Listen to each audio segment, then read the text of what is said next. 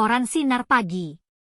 Diluncurkannya program Sastra Masuk Sekolah oleh Kemendikbudristek Republik Indonesia menuai beragam tanggapan dari berbagai kalangan masyarakat, salah satunya terkait isi dari buku panduan program sastra masuk kurikulum untuk mendukung kurikulum Merdeka Kementerian Pendidikan, Kebudayaan dan Ristek.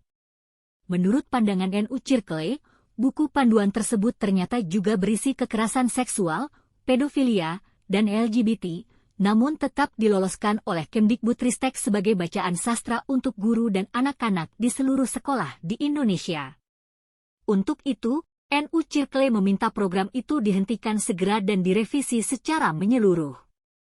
Wakil Ketua Perkumpulan Nusantara Utama Cita, NU Circle, Ahmad Rizali memberikan contoh novel berjudul Puya Kepuya karya Faisal Odang yang diterbitkan Gramedia Pustaka Utama tahun 2021.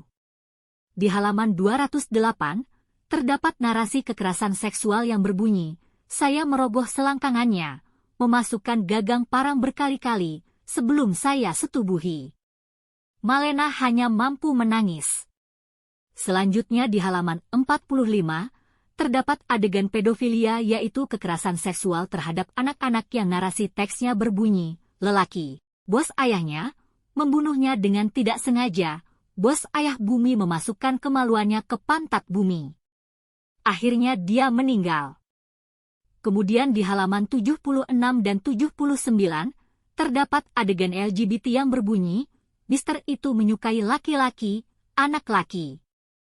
Mr. Bert kadang-kadang juga suka sama lelaki dewasa, kalau tidak ada anak kecil seperti bumi waktu itu," dan di halaman 79 terdapat teks yang mempromosikan LGBT yang berbunyi, "Mr. Bert, bos ayah bumi, Mr. itu yang aku lihat, tempat kencing Mr. itu masuk ke pantat ayah bumi.